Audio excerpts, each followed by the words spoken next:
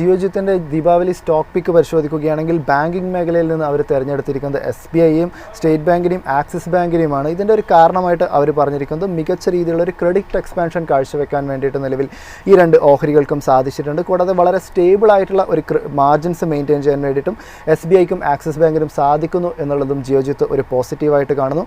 IT മേഖലയിൽ നിന്നും ജിയോജിത്തിൻ്റെ ഒരു ടോപ്പിക് ആയിട്ടുള്ളത് ഇൻഫോസിസ് ആണ്. ഇൻഫോസിസിനെ സംബന്ധിച്ചിടത്തോളം ഗ്ലോബൽ ടെക്നോളജി രംഗത്ത് ഉണ്ടാകുന്ന ഒരു റിബൗണ്ടിൻ്റെ ഒക്കെ തന്നെ ഒരു ബെനിഫിഷ്യറി ആകാൻ വേണ്ടിയിട്ട് ഇൻഫോസിസിന് സാധിക്കും എന്നൊരു കാര്യം കൂടിയാണ് നിലവിലിപ്പോൾ ജിയോജിത്ത് അറിയിച്ചിരിക്കുന്നത്. കൂടാതെ FMCG രംഗത്ത് പരിശോധിക്കുകയാണെങ്കിൽ ഹിന്ദുസ്ഥാൻ യൂണിലിവറും ടാറ്റ കൺസ്യൂമർ പ്രൊഡക്ട്സിനുമാണ് തങ്ങളുടെ ഒരു ടോപ്പിക്കായിട്ട് നിലവിലിപ്പോൾ ജിയോജിത്ത് കണ്ടിരിക്കുന്നത്. കൺസംഷൻ മേഖലയിലൊക്കെ തന്നെ ഒരു റിക്കവറി ഉണ്ടാകുമ്പോൾ ഈ രണ്ട് ഓഹരികളിലും വളരെ മികച്ച ഒരു ഡിമാൻഡ് കാണാൻ വേണ്ടിയിട്ട് സാധിക്കും. കൂടാതെ ഈ രണ്ട് ഓഹരികൾ നോക്കുകയാണെങ്കിലും തങ്ങളുടെ രംഗത്ത് ഒരു പ്രൈസിംഗ് പവർ കാഴ്ചവെക്കാൻ വേണ്ടിയിട്ടും രണ്ട് ഓഹരികൾക്കും സാധിക്കുന്നുണ്ട്.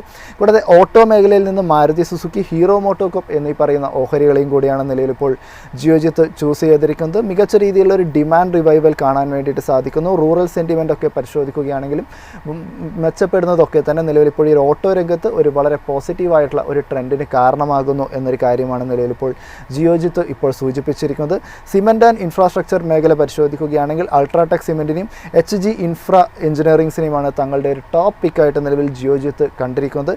ഇതിൻ്റെ ഒരു റാഷണലായിട്ട് പറയുന്നത് ഗവൺമെൻറ്റിൻ്റെ ഭാഗത്തു നിന്ന് വലിയ രീതിയിലുള്ള ഒരു ക്യാപിറ്റൽ എക്സ്പെൻഡിച്ചർ ബൂസ്റ്റ് നമ്മൾ നേരത്തെ സൂചിപ്പിച്ചിരുന്നു. ഇതിൻ്റെ ഏറ്റവും കൂടുതൽ ഗുണഭോക്താക്കളാകാൻ വേണ്ടിയിട്ട് ഈ രണ്ട് ഓഹരികൾക്കും സാധിക്കും. അൾട്രാടെക്സിനെ സംബന്ധിച്ചിടത്തോളം ഇന്ത്യ ഉടനീളമുള്ളൊരു സിമെൻറ്റ് കമ്പനി എന്നുള്ളൊരു നിലയിലും HG ഇൻഫ്രയെ സംബന്ധിച്ചിടത്തോളം മികച്ച രീതിയിൽ കോൺട്രാക്ട്സ് ഒക്കെ തന്നെ വിജയിക്കാൻ വേണ്ടിയിട്ട് സാധിക്കുന്നതൊക്കെ തന്നെ ഒരു പോസിറ്റീവായിട്ടുള്ള ഒരു ഘടകമായിട്ട് തന്നെ ജിയോജിത്ത് ഇപ്പോൾ വിലയിരുത്തിയിരിക്കുകയാണ്.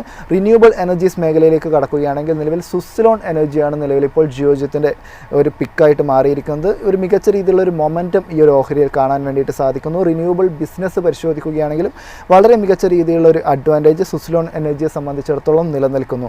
റിയൽ എസ്റ്റേറ്റ് മേഖല പരിശോധിക്കുകയാണെങ്കിൽ നിലവിൽ ജിയോജിത്ത് ബ്രിഗേഡ് എൻ്റർപ്രൈസസിനെയാണ് ചൂസ് ചെയ്തിരിക്കുന്നത്. ബ്രിഗേഡിനെ സംബന്ധിച്ചിടത്തോളം ഹൗസിംഗ് ഡിമാൻഡൊക്കെ പരിശോധിക്കുകയാണെങ്കിലും വർദ്ധിച്ചു വരുന്ന ഒരു സാഹചര്യമുണ്ട്. അതുകൊണ്ട് തന്നെ സ്വാഭാവികമായിട്ടും ബ്രിഗേഡിനെ സംബന്ധിച്ചിടത്തോളം ഈ ഒരു ഹൗസിംഗ് മേഖലയിലുള്ള ഒരു മാർക്കറ്റ് ആധിപത്യമൊക്കെ തന്നെ വളരെ പോസിറ്റീവായിട്ടുള്ള ഒരു ഇമ്പാക്റ്റ് ബ്രിഗേഡ് എൻ്റർപ്രൈസസിനും കീപ്പ് ചെയ്യാൻ വേണ്ടിയിട്ട് സാധിക്കും എന്നും അവർ പറയുന്നു.